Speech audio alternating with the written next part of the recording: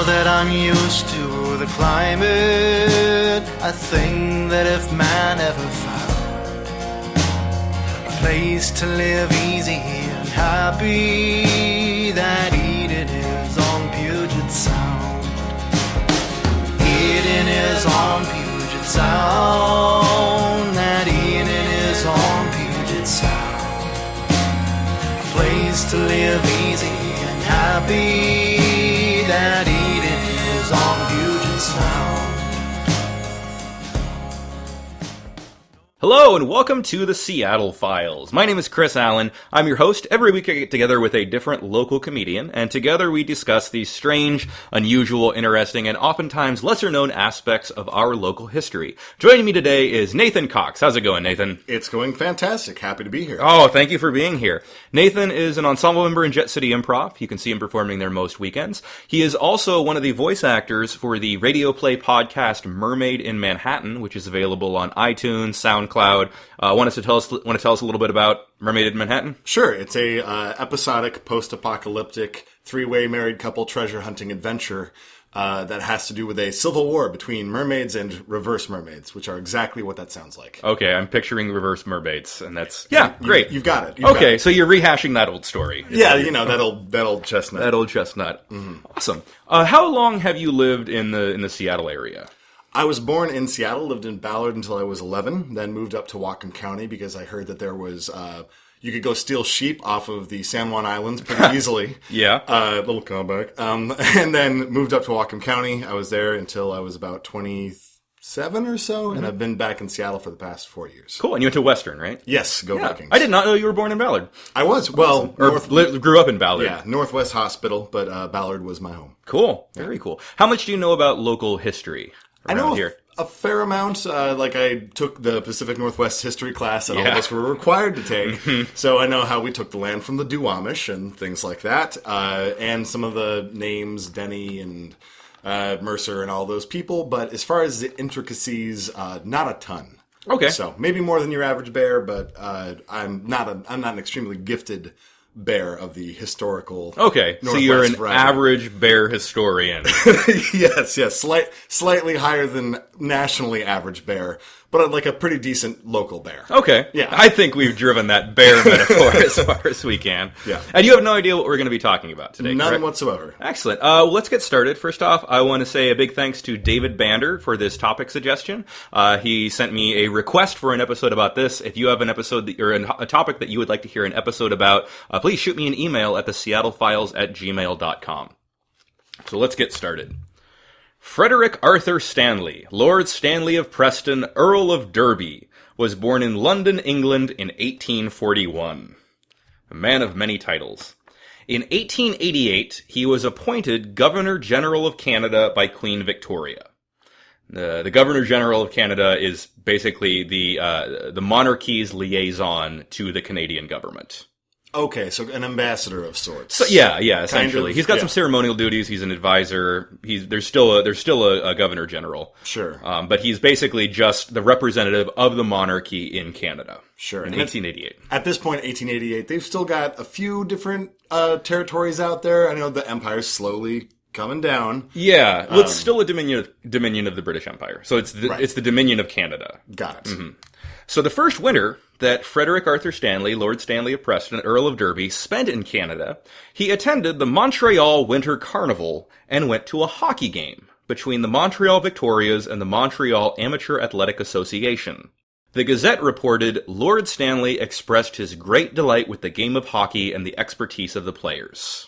Very impressed, yeah. But one of those sounds like they're maybe like the JV squad. Like they're not quite as good as the other pro team.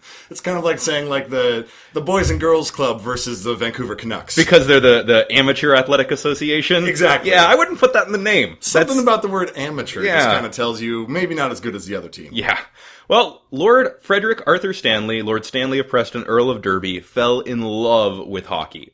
And he later wrote in a letter that said in part, quote, I have for some time been thinking thinking that it would be a good thing if there were a Challenge Cup, which should be held from year to year by the champion hockey team in the Dominion of Canada. There does not appear to be any such outward sign of a championship at present, and considering the general interest which matches now elicit, and the importance of having the game played daily and under rules generally recognized, I am willing to give the cup, which shall be held from year to year by the winning team. So basically it sounds like he's saying, I make the rules, you guys duke it out. Yeah. To a degree. To a degree. Well, the Stanley Cup was born. Aha! This is the Stanley Cup. Of course. He paid for the Silver Cup, and he gave his name to it, and he said whoever wins the championship every year shall receive the Stanley Cup. Okay, this cup of ever-increasing height that one day will be taller than whatever arena it's in. Yes, Yeah. yes. Canadian teams competed against each other each year to try to win the cup. It was deemed that the cup would remain a challenge trophy and not become the property of the winning team. So they're still passing around the same Stanley Cup that was put together in the late 1800s. With all the DNA of different players' mouths who have drank out of it. You drink beer out of the cup when you win. You've got to. Yeah. I would. I mean, I know that I'm really courting disease if I do that, but you got to do it. Yeah, absolutely. Of course. And you'd wash it. Right. Or maybe it's the responsibility of the previous team to wash it. I don't know what the etiquette is. It's hockey. You've got some risks going on. You're going to get some ice burn. You're going to get punched in the mouth. You're going to contract the disease from the cup if you win. Yeah, exactly. Yeah. But you know what? That's worth it. Damn because you won the Stanley Cup. That's right.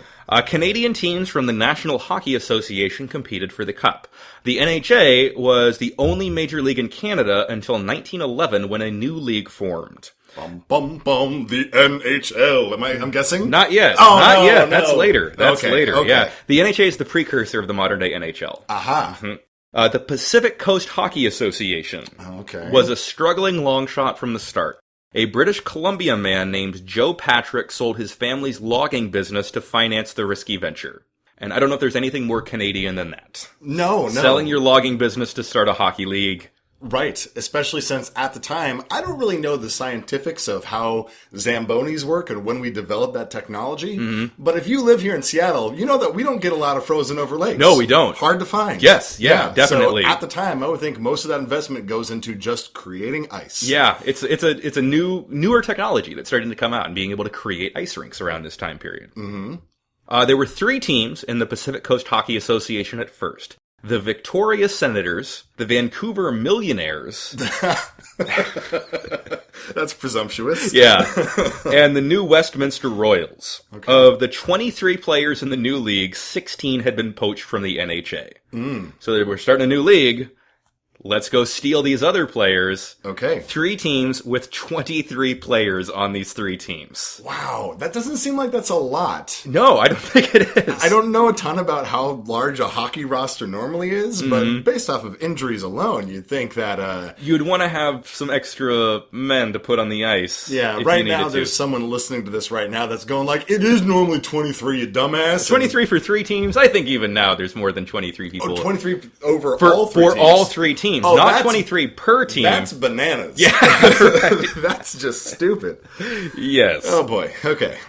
The PCHA decided to start a team in Seattle. Okay. In 1915, an arena was built on the corner of 5th and University in downtown Seattle to host the new hockey team, the Seattle Metropolitans. The arena opened November 12th, 1915. They were to be headed by Coach Pete Muldoon, who had been the manager of the Portland Rosebuds.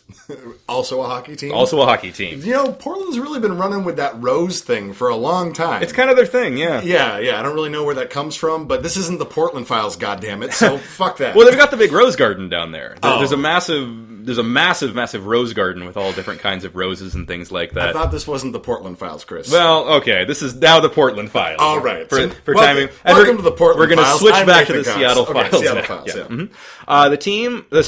The team Muldoon went recruiting, to staff the team, Muldoon went recruiting from the team who'd won the Stanley Cup 2 years earlier, the Toronto Blue Shirts. Okay. So we've got the Millionaires, we've got the Rosebuds, we've got the Blue Shirts. Hey, I kind of like Toronto Blue Jays. Is that already taken? No, we're the Blue Shirts. We're the Blue Shirts. All right, yeah. From the Blue Shirts, he was able to lure Harold Cameron, Ed Carpenter. Oh, Ed Carpenter? Ed Carpenter. Oh, you gotta be kidding me. He's the best. Yeah, Harold Happy Holmes. Okay. Jack Walker, Frank Foyston, and Carol Cully Wilson. Okay, Carol Cully Wilson. Cully Wilson, yeah. Yeah, Good the old whole Cully. thing of like having like women's names back then, like that we consider women's names now, but are like super macho names then, like Carol and probably like Julie and Samantha and Vanessa. Yeah. Those are all guys' names back then, right? Yeah, especially Vanessa. Especially Vanessa. The Seattle Daily Times declared, "No one who is fond of good, clean, fast sport should fail to see the opening match. Hockey is the fastest and most spectacular game in the world." Now, I've been to a few, scratch that, one pro hockey game, and I'll admit, it's very exciting. Oh, yeah. You been to one yourself? I've never been to a pro game. I used to go to the Thunderbirds all the time. Which is kind of semi-pro, right? Yeah, they're a minor league. So But it was great. It was super fun. I mean, I get the appeal. They're better at hockey than I am. I'll That's tell you very that. true. Given the time, I would be on board with this. If I heard that this was happening in Seattle for the first time, I would definitely attend. Oh, yeah. Sports writers marveled at the unfamiliar sport. Most who were from the area had never seen such a thing before. Lakes in the area, as you mentioned before, don't really freeze over in the winter, and the technology of capable and sustaining an ice rink was relatively new. So this is not something that you could have done even 20 or 30 years prior. You would not have seen hockey in this area. Sure. You would have seen a bunch of guys in ice skates drowning. Right, Essentially right. going through a 2-inch frozen lake and then falling in. And, Or just wood carvings and daguerreotypes of people ice skating and wondering what that might be like. yeah. Yeah. Opening night sold out the 2,500-seat arena, admission $1. The Metropolitans wore red, green, and white uniforms with a large S on the front. Okay. They look like ugly Christmas sweaters. Fantastic. They are very gaudy, yeah. They won the first game, beating Victoria 3-2. Victoria had changed their name from the Senators to the Victoria Aristocrats. Were they going to get sued by the actual Senators? I don't think so. I don't know why. Everybody's changing their names a lot. Maybe it was part of the condition of like, okay, first game, whoever loses has to change their name. I think that's a lateral move So from the Senators to the Aristocrats. I don't think that's so. much better. If we had lost that game and we weren't allowed to keep the Metropolitans, what do you think we would have changed the name to? I'll say mudslides. The mudslides. That's Yeah. a good one. The loggers. There we go. Yeah. There we go. I heard someone mention that if Seattle were to get the Seattle Freeze might be a good name. If we were to get a hockey team back, or also the Seattle Sockeyes. Both. Yeah. Both are good. Fish both and are punching. solid. Yeah. Both are related to the sport That's and the area. Very true. Enough about that. The team finished the season 9-9. 9 wins, 9 losses. A respectable showing for their first year on the ice. A gentleman's agreement was made that at the end of the season, the champions of the National Hockey Association and the champions of the Pacific Coast Hockey Association would play each other for the Stanley Cup. Okay. The Montreal Canadiens won, the NHA won the Stanley Cup that year. So this was a third, because you've already named 2 Montreal teams. Is this a third Montreal team? This is a different one. This might have been what the Amateur Association became. But this is years later. They keep changing names. I'm starting to think that, like, for every 12 people they have in Montreal, you're forced to split into a different hockey team. Yeah. So everyone is literally on a different hockey team. Yeah. The 1916-17 season had a difficult beginning. Victoria lost their arena. It was commandeered by the Canadian government for military purposes. Okay. In case they got invaded by Russia and had to go fight on the ice. So the team moved to Spokane and became the Spokane Canaries. Wow. Okay. Yeah, All so right. they started as the Senators, they become the Aristocrats, and now they're the Spokane Canaries. The most vicious fighting bird there is in the world. Right! Right! We pass out at the sign of gas. Yeah, exactly. If we drop on the ice, you know there's a gas leak Everyone somewhere. out, there's carbon monoxide poisoning. Yeah. Pete Muldoon liked his chances for the season. He boasted to his players, quote, "It's too early to hazard a guess as to who will cop off the championship and figure in the World Series next spring, but the little old team that beat Seattle will be the pennant winners." Okay. Most of the previous year's players returned. One new addition to the team was centerman Bernie Morris. Bernie Morris. Bernie Morris joins the team as the center. Not quite as good as Horace Happy Hooligan. Yeah. But Harold still, Happy Holmes? Yeah, that's the one. But still a quality player. Yeah. Yeah. It did not bode well that they lost their opening game that year to the Vancouver Millionaires 6-2. Yeah.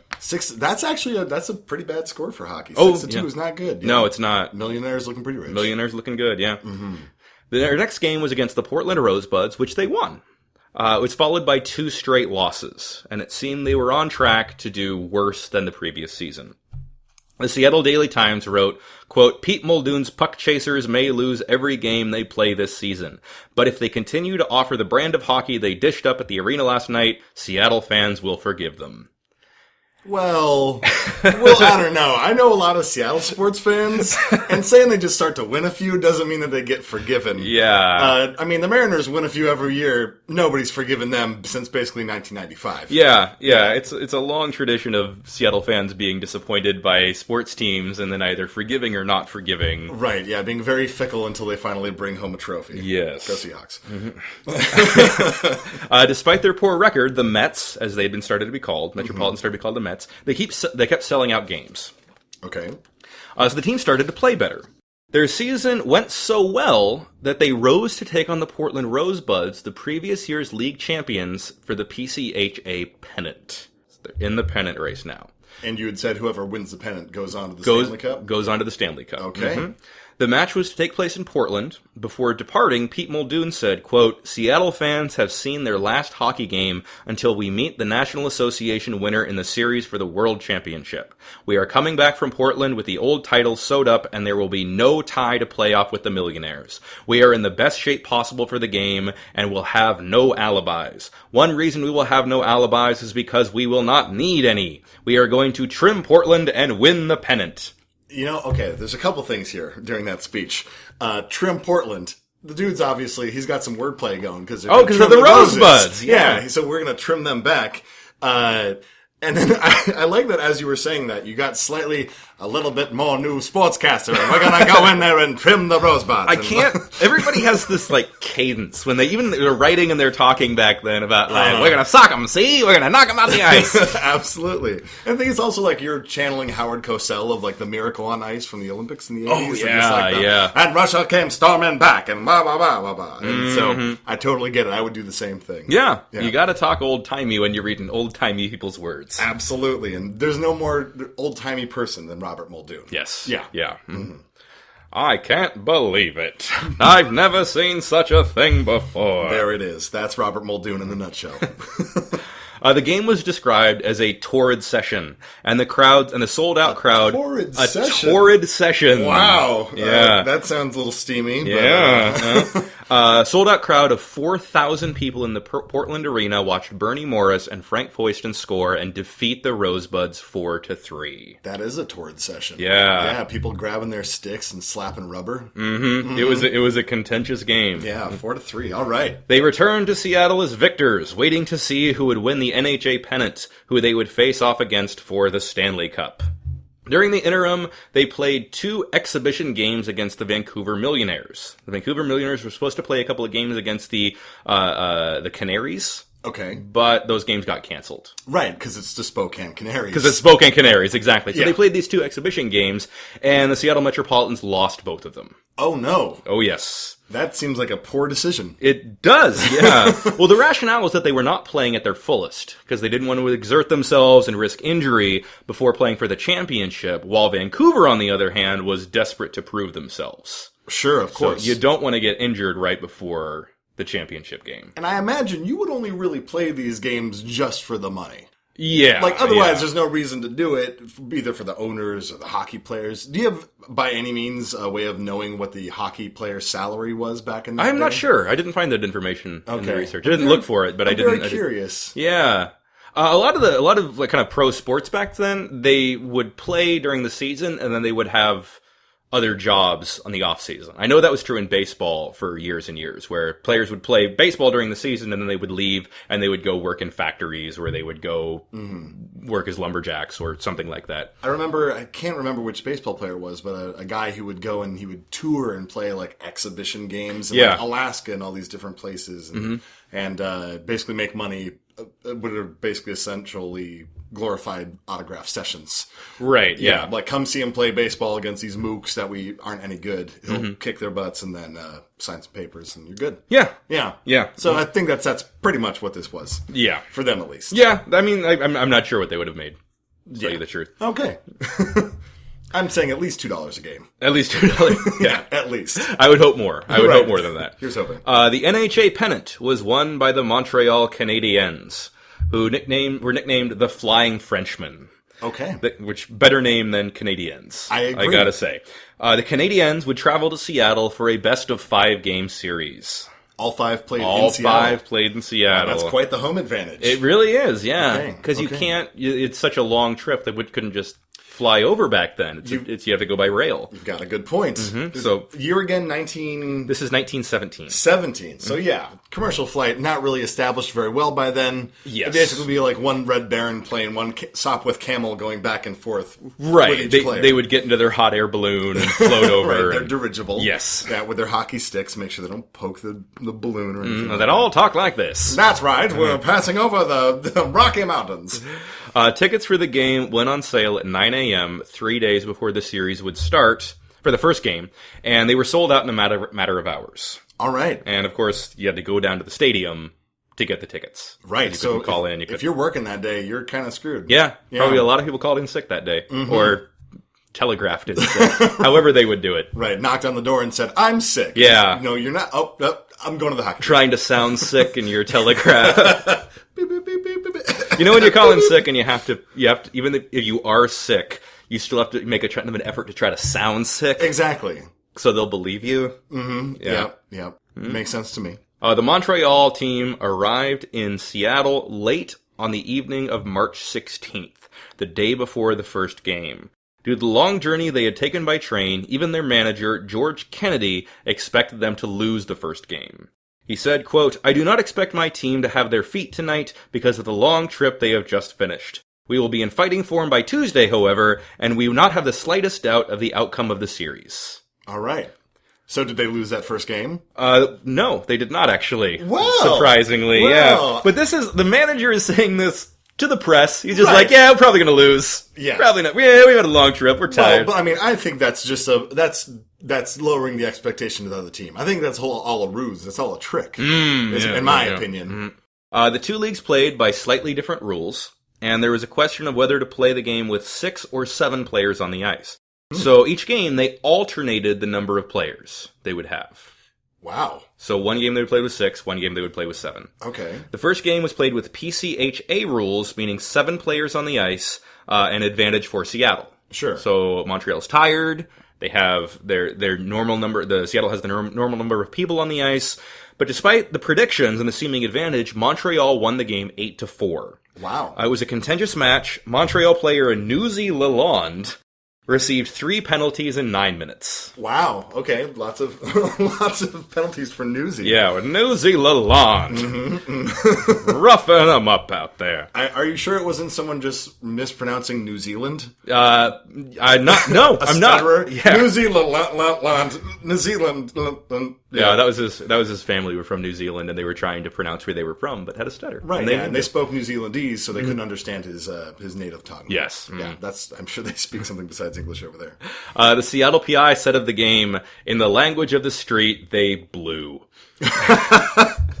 The language of the street. They blew. That lets me know that the etymology of the word "blue" goes back goes to way back, 1917. yeah. People have been saying it for years. On the street, they were saying it. I've yeah. been feeling like this crass guy saying something that my parents never would have said back in the day. But yeah. no, things have been blowing for a long time. The goalkeeper leaked like a fork. Okay. Although, altogether, it was a sad night. Sounds that way. They blew. The goalkeeper was leaking like a fork. You got to be pretty dejected after that. Like, this team's like, oh, we're not going to win. You've got the advantage of having the right players that you want on the ice. And then you go and blow it 8-4 and leak like a fork. Yeah. Oh, boy. The second game was 3 nights later. Bookies, or as they were known at the time, odds makers or dopesters, were putting odds of victory heavily in Montreal's favor. Unsurprisingly. Sure, makes sense. The game was played by NHA rules, meaning only 6 men on the ice, which the Mets were not used to. Bernie Morris and Frank Foyston dominated the game, and the Mets won 6-1. Wow, this is really going bad. That's a blowout. Oh, no, the Mets The did Mets win. won. The Mets yeah, won the Mets won. They almost shut them out. Montreal scored in the very last few minutes of the game. Garbage time points. Montreal had multiple penalties, and the Seattle PI wrote, quote, "The brand of hockey whose lads play is as clean as the bottom of a parrot's cage. Tuesday's contest wasn't a game, it was a crime." Wow. So it was Seattle that got violent? It was the other team that got Okay, Montreal Canadiens. Montreal was, yeah. Okay, yeah. It makes sense. They're dirty, violent people. I'm definitely going to start using "yours clean as the bottom of a parrot's cage." The Seattle Times wrote, "Last night, Holmes was stopping them with everything from his toe to his eyebrow, fending off shots from every angle and guarding his goal like Horatius watching the bridge." It's sad that he died a week later from the concussion taken by stopping a puck with his eyebrow. I just love they have Horatius watch the bridge as a reference, this Roman esoteric thing, like epic poem that, everybody's going to know what this is in this sports column. But I kind of miss sports or journalism writing like that. You don't really hear that type of thing you anymore. Don't. That's exactly what I'm saying. Yeah, you don't hear that anymore. No. Yeah. The Seahawks summited the playoff peak like elephants in... like Hannibal crossing the Alps. There you go, exactly. Exactly. They rose up like Sir Edmund Hillary in 1956. Not anymore. Bring it back. Bring it back, yeah. 1-1. 1-1, yes. Okay. The third game was on March 23rd. Bernie Morris scored 5 goals, and the Mets won 6-1. Okay. After the game, George Kennedy, the manager of Montreal, filed a formal protest at the results. His claim was that his players were given penalties, but he had no one to replace them, meaning that he was shorted men on the ice. I see, because it would take some time if they're to recruit another player all the way from... Now, hold on a minute. They're just making think that they're getting more penalties. They're getting more penalties, so they don't have other men to play. I have a feeling, and I don't want to jump ahead of you, but this is, if I were him, this is how you get Vancouver to play spoiler, and you go and recruit from Vancouver, bring players down and say, these guys just beat you twice. Am I spoiling it? No. Oh, dang it. No, that's not what happened. No. See, this is why I should write sports movies. This is, I'm hearing George Kennedy saying more along the lines, "It's not fair. We got more penalties than you did." See, I would like it if he filed the complaint and gave a press conference and then, swooped back a curtain, and there they were. Oh, yeah. Lonnie LeChange and Bruce Falstein, power forwards. You gotta have Bruce Falstein on Bruce your team. Falstein, power forwards, which is a position in hockey, I'm sure, from the Vancouver Millionaires. Yeah. But no, it was not the case. He basically just said we were being treated unfairly by the officials. Right. March 25th, the eve of the fourth game, Frank Patrick, president of the league, ruled against the protest and upheld the results of the game, meaning that if the Metropolitans won just one more game, they would win the series and the Stanley Cup. The fourth game was to be played according to NHA rules, 6 men on the ice. The game started at 8:30 p.m., March 26, 1917. It was the largest crowd ever to gather to see a hockey game in Seattle. The crowd was in a frenzy, and the game wasn't even close. Seattle slaughtered the Flying Frenchmen 9-1. Wow! That's insane. That is a high score for a hockey game. That is a very high score for a hockey game. At that point, I'm wondering if there was only 2 men left, if there had been so many fights started by the Canadiens, that, it was just 2 guys with sticks just, slapping them around. We don't... Just get it over with. Just score. Mercy rule. Someone. Yeah. No, 9-1. The Seattle Metropolitans became the first American team in history to win the Stanley Cup.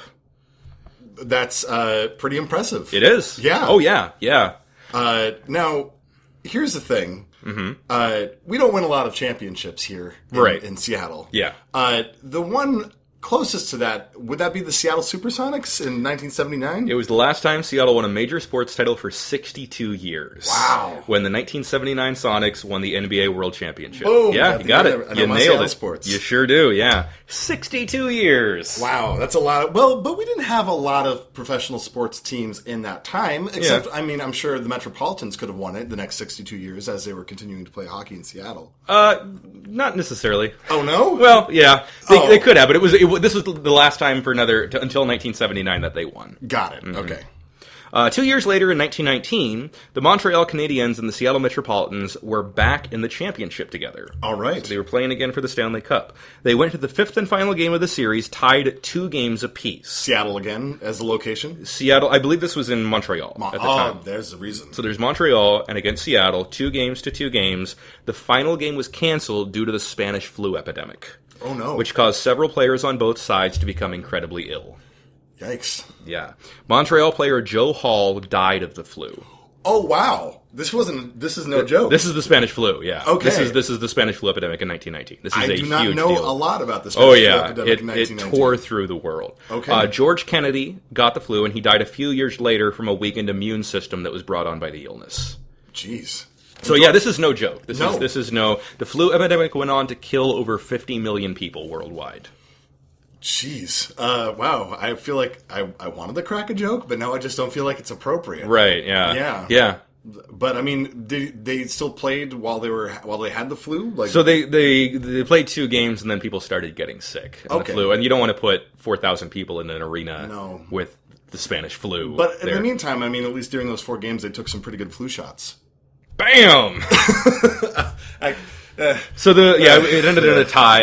The game was canceled. The 5th game was canceled. The championship was never decided because everybody got so sick. So I wonder on that year on the Stanley Cup if it's like just blank or if it shows like 2-2 or what? How is that represented? I'm not sure, actually. I'm very curious. Yeah.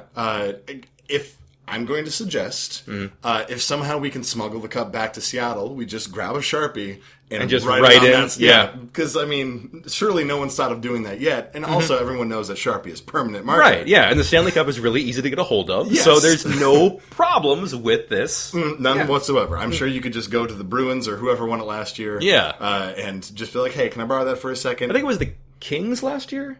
I'm not sure. I really don't know. Tampa Bay was in the finals. Okay. I think.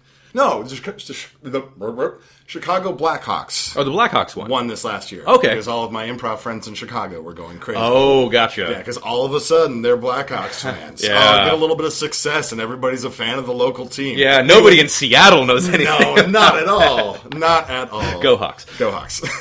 By 1924, attendance had dropped so sharply that the owners of the Seattle Arena decided not to renew the Mets lease. They demolished the building and turned the space into a parking garage. Yikes. Another long-standing thing we do in Seattle is tear down history and turn it into a parking garage. Absolutely. The Metropolitans were disbanded, and the PCHA merged with the Western Canada League to form the Western Canada Hockey League. Many of the players joined other teams. And the NHA essentially became what is today the NHL. Frank Foyston, Jack Walker, Lester Patrick, Gordon Roberts, and Happy Holmes went on to the Hall of Fame. Pete Muldoon became head coach of the Chicago Blackhawks. Oh. He was fired and yelled as he left, "You'll see, I'll make sure you never win an NHL title." This became known as Muldoon's Curse, and the Blackhawks didn't win a title for the next 35 years. Okay, and this is 1924, so quite some time. Bernie Morris, the center who had scored 14 goals in the championship series, was charged with draft dodging by the U.S. government and was sentenced to 2 years in prison. Okay. He appealed, and his conviction was overturned. He returned to hockey to play with the Boston Bruins. Draft dodging. So would that... If he was playing in the finals in 1917, the draft dodging would have been for World War II? World War I. World War I. World War I. Okay, that makes a lot more sense. Yeah. Or else I'm just like, as a 42-year-old, I don't want to go to war. My knees are acting up. Yeah. Yeah. He appealed, his conviction was overturned. In the coming years, many minor league teams played in Seattle, including the Eskimos, the Seahawks. Seattle Seahawks was a minor league hockey team here. Okay. The Olympics, the Shipyards, the Grocers, the Ironmen, the Bombers, the Americans, the Totems, the Breakers, and finally the Thunderbirds. Okay, first I'm going to say, wouldn't you think that there'd maybe be a problem with naming your team the Shipyards? I really don't yes, we have them, but I don't think that's a good, I didn't think of that. I had more of a problem with the grocers. The grocers. Because while grocers provide a valuable service, and I have nothing but respect for grocers, it's not really the best name for a hockey team. Right, and how many times, the grocers were shot through, a bunch of paper bags a Sunday night. Yeah. Because you would say, but the shipyards, you would more crappy yards, right? Right, yes, that's exactly the joke they made every time.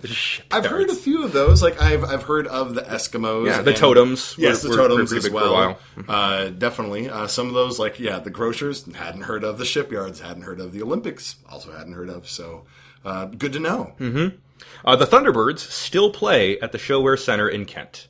In Kent? They are still the Seattle Thunderbirds, but they play in Kent. I thought for whatever reason they were based in Everett now, but I guess I'm wrong. Is there Everett Silvertips? Sounds about right. There's a West Coast minor league circuit. Got it. There's a bunch of teams. Vancouver and I think down in San Francisco, and there's a bunch of teams on the West Coast that all play in the same league.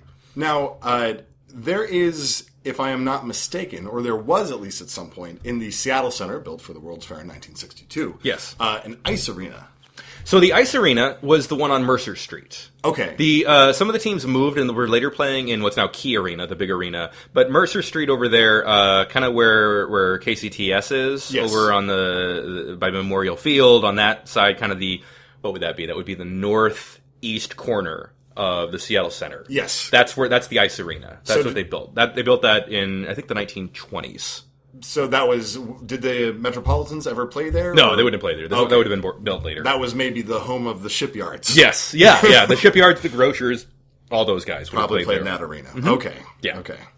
A little sidebar to this, none of the men in this story were wearing helmets. Okay. I was wondering with that whole eyebrow blocking maneuver if they were wearing helmets or not. The first helmet worn in the NHL was in 1928. And players only became required to wear a helmet if they signed a professional contract after June 1st, 1979. No. Yes. No. Yeah. The last player to go without a helmet in the NHL was Craig McTavish in 1997. How is that possible? I know, right? Even if you don't know the science behind concussions and head trauma and brain damage and things like that. It's a puck flying around. You ever take enough times of getting severe cracks in your skull or lacerations? Losing teeth. Sticks to the back of the head that you'd be like, okay, it's time to put a stop to this not wearing head protection. Because then in the 80s and the early to mid 90s, some players would wear helmets, some players would not wear helmets, but you had to if you signed your contract after 1979. But that was also back when they were playing on that soft ice, not the hard ice that we use today. Yeah, exactly. Right, yeah, much more accommodating. Oh, you get your cerebellum on it once you took a dive. Right, yeah. Ugh. Yeah, they didn't start wearing helmets for many, many years. That is nuts. Yeah, and then it was your choice if you wanted to wear a helmet or not. 1997. 1997! Is that guy dead? He's got to be dead. McTavish? Yeah. I don't know. Okay. I'm not sure. I didn't follow his story too. I will assume as much. It also makes me want to know, what the average lifespan is of, See, now, there's all this sports science stuff recently. Yeah. I kind of want to know, what happened to these guys later? Were they unable to speak 5 years after being able to play hockey? I know football had a lot of issues because they didn't pass. It was just, in the early days of football, it was just running. And so people would get hurt all the time. And college students would die playing football because it was so rough, and they didn't have modern day equipment. But as far as this is, people would have gotten hurt real bad all the time. It makes me wonder, back then in 1917, it's selling out biggest crowds ever, how much of this was just a straight out gladiator sport? Everybody was expecting to have blood all over the ice and people losing teeth and eyeballs and stuff like that. Was that a part of the experience back then? Yeah, I don't know. I mean, I'm sure some people would have gone with the expectation that might happen. Sure. And maybe the hope that might happen. Kind of like some people watch NASCAR under the hope that there's going to be a crash. Right. Well, and it's not as if people don't not enjoy hockey fights now. Right. It's a part of the Oh, yeah, it's part of the sport. Mm-hmm. Yeah. Do you support getting a hockey team back in Seattle now? Yeah, that's great. I used to go to Thunderbird games all the time when I was a kid. That was, I think it's partially because they were cheap and my family could afford tickets to them. Right. But I remember going to the Thunderbirds game with my dad all the time, and it was great. It was super fun. Really enjoyed it, and it would be great to have another team, a professional team here in Seattle. I agree. Yeah, I mean, now all we've got is just the Seahawks and the Sounders, and that's it. Yeah. Yeah. Wait a second. I mentioned them earlier. Mariners. Well, on that note, thank you for listening to the Seattle Files. Once again, my name is Chris Allen. I'll be back next week, next Tuesday, with a new episode with a new guest. Thank you so much, Nathan, for being here. You're very welcome. Thanks for having me. Be sure to like us on Facebook, subscribe, and rate in iTunes. Again, thank you to David Bander for this topic suggestion. If you have an episode or topic that you would like to hear an episode about, shoot me an email at theseattlefiles@gmail.com. Thank you for listening. I'll be back next week. I'll be back next week. I'll be back next week. I'll be back next week. I'll be back next week.